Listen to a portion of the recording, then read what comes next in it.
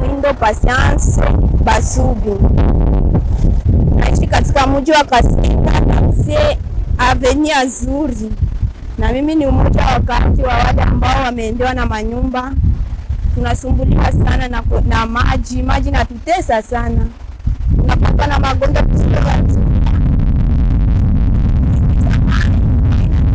mali pale ambapo hatungeendaka.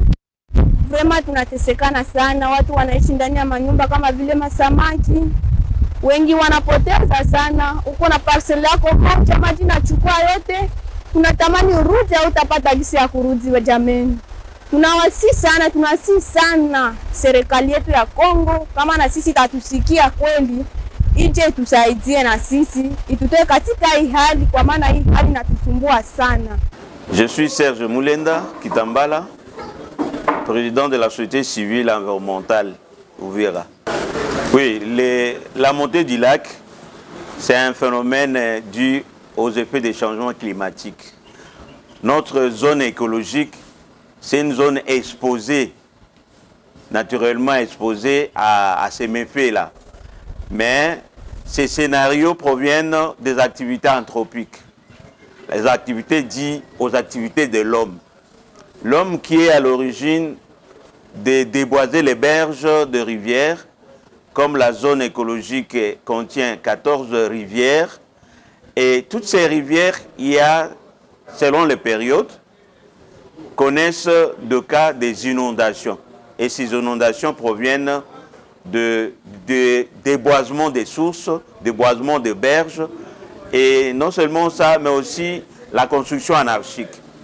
Le deuxième scénario, c'est au niveau du lac même. Il y a des effets chimico-physiques qui s'opèrent et qui provoquent la montée des eaux sur toute l'étendue des bassins du lac Tanganyika. En Zambie, en Tanzanie, au Burundi et chez nous, en République démocratique du Congo, dans la partie des Fizi-Uvira et la partie des Kalemi. Voilà un peu, d'une manière générale, ce qui est à la base de la montée des eaux dans notre zone écologique. Oui, les conséquences sont énormes, hein. Sont de différentes catégories. Nous avons les conséquences liées à la santé. Il y a les moments, les femmes qui sont victimes des infections. Et il y a des maladies hydriques, mais aussi des conséquences liées à l'économie. La plupart des marchés ont été engloutis. Et le moment qui trouvent des revenus dans ces marchés en exposant leurs marchandises sur les étalages ne sont plus. Et aussi les conséquences éducationnelles. Il y a des universités, des écoles primaires, des écoles secondaires, elles aussi englouties par les eaux. Il y a aussi les ménages qui sont aujourd'hui des déplacés sinistrés, des sinistrés climat, comme on le dit, et qui n'ont pas là où mettre leur famille, leurs enfants. Mais au niveau de l'alimentation, il y avait cette partie, la zone avait une partie là où on cultivait, et aussi il y a diminution de la production agricole. Donc, d'une manière ramassée, il y a la nourriture qui n'est plus disponible, il y a le revenu qui a baissé, il y a l'éducation dans certaines écoles qui n'est plus accessible, il y a les maladies hydriques qui sont visibles aux vulnérables et surtout aux enfants et aux femmes. Alors, que doivent faire les gouvernants pour mettre à l'abri sa population contre ces phénomènes? Oui, le gouvernement doit mettre en pratique, doit faire appliquer les textes de loi. Les textes de loi, par exemple, la loi, le code forestier et la loi sur l'aménagement du territoire. Il faut interdire aux gens de construire sur le berge des rivières ou tout au long du lac.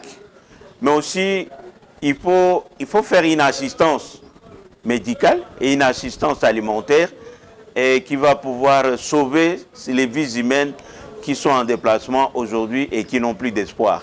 Mais aussi accorder des crédits pour les ménages qui étaient dans les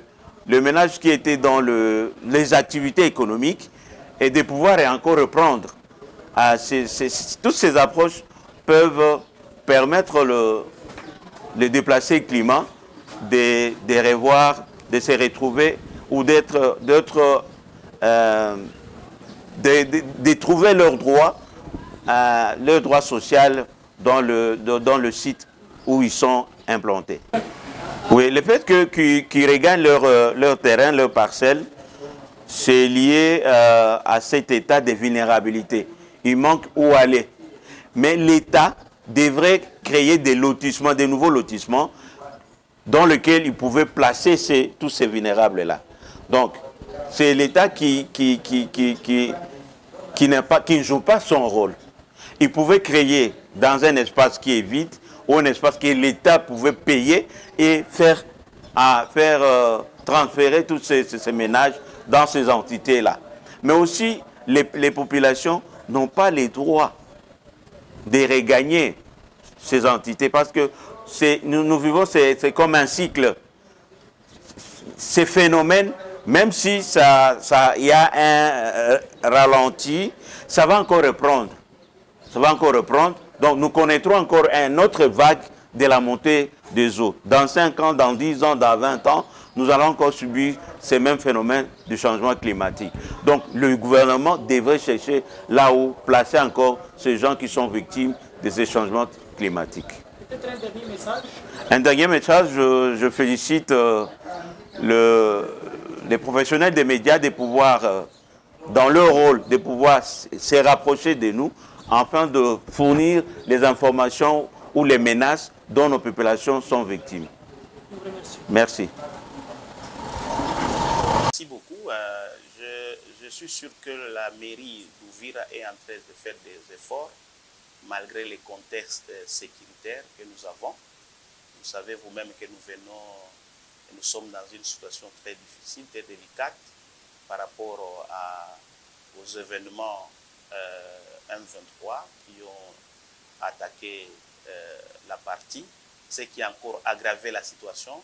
Et nous comptons aussi les mouvements de population, les mouvements de masse de population qui viennent dans des zones occupées et qui sont maintenant réfugiés au niveau d'Ouvira.